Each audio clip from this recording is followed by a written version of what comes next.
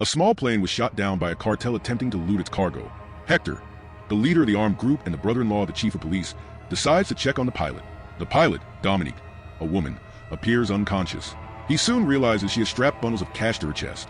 As Hector tries to cut the seatbelt with a pocket knife to grab the money, Dominique suddenly regains consciousness. She swiftly grabs a knife and silently stabs Hector. She even manages to snatch the cigar from his lips, taking a hit herself.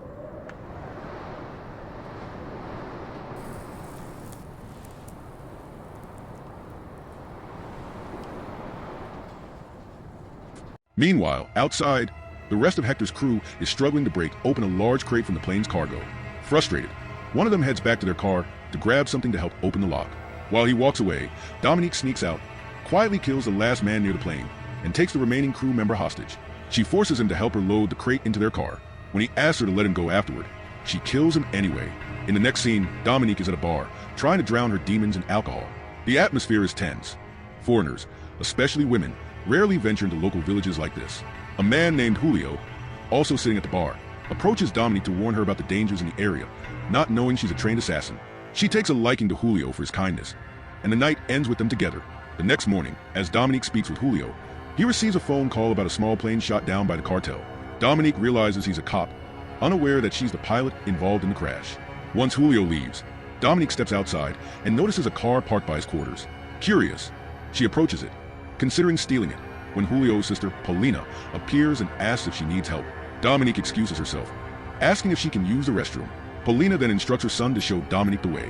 Meanwhile, Julio arrives at the police station, where he examines the bodies found at the crash site, victims of Dominique. He recognizes one of the dead men as the chief of police's brother-in-law. Among the evidence collected is a cigarette and a book written in Ukrainian, which puzzles Julio. Back at Paulina's, Dominique starts feeling ill in the restroom. She stumbles into the living room, disoriented, and collapses. While unconscious, she flashes back to her past. She and her boyfriend, who trained her, were on the run, hoping to escape their criminal life and start fresh in a place called the Free Mile. But on their journey, they were ambushed by a group of men who killed her boyfriend instantly. Dominique fought back, killing all of them, but she was shot in the head, leaving her with a lingering head wound, the reason she fainted now. The next day, she wakes up to find Julio and his family having breakfast. She's eager to leave, but they insist she join them. During the meal, Paulina's daughter asks where she's from. Julio quickly chimes in, asking if she's from Russia. Try to piece things together as he continues investigating the plane crash. Dominique asks Julio to drive her to town to buy a car and continue her journey. Just then, Julio is called back to work to interrogate two Americans suspected of piloting the plane. Unable to take her, Paulina offers to drive Dominique instead. At a mechanic shop in town, Dominique spots a white Jeep she likes. The mechanic tells her it needs some parts to run. She offers half the payment up front, insisting it be ready by the next day. On their way back, Paulina tells Dominique about Julio's past. He disliked his hometown and joined the police force in Bogota as a way to escape. He married and built a life of integrity, but everything changed when his wife was killed in a drive-by shooting. He later learned his friends on the force were involved in her death. Meanwhile, at the station, the chief of police, crooked to the core, interrogates the two American suspects, seeking revenge for his brother-in-law's death. Julio, wearing a body cam, secretly records the interrogation as evidence. That evening, Julio gathers his evidence, intending to meet an agent he believes is trustworthy, but he's unaware the agent is corrupt. Julio is captured, tortured, and beheaded. His head is then displayed on a spike outside his family's home as a warning to others. When the cartel members spot Dominique at the scene, they realize she's a foreigner and a potential witness who could expose them. Chaos ensues when Julio's father, driven to the edge by his son's murder, starts a shootout. Dominique kills most of the attackers, though one escapes to alert the cartel boss. The chief of police, incredulous that a single woman caused such havoc, orders his men to seal off the town and confronts Dominique at Julio's house.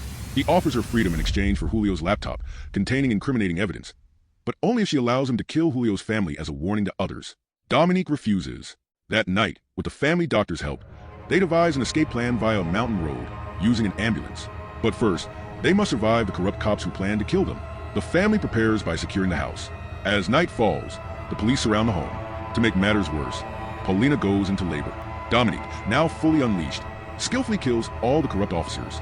In the aftermath, Julio's father and Paulina's daughter's boyfriend both lose their lives. The following morning, the family takes the mountain road to meet the doctor, who's waiting with an ambulance.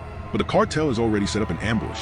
They shoot the doctor as he closes the ambulance door and open fire. Dominique kills the attackers, but another ambush awaits as they leave. In this ambush, Julio's entire family is killed. With nothing left to lose, Dominique vows revenge. She publishes all of Julio's evidence against the chief of police and confronts the cartel in their mansion, killing everyone including the chief of police.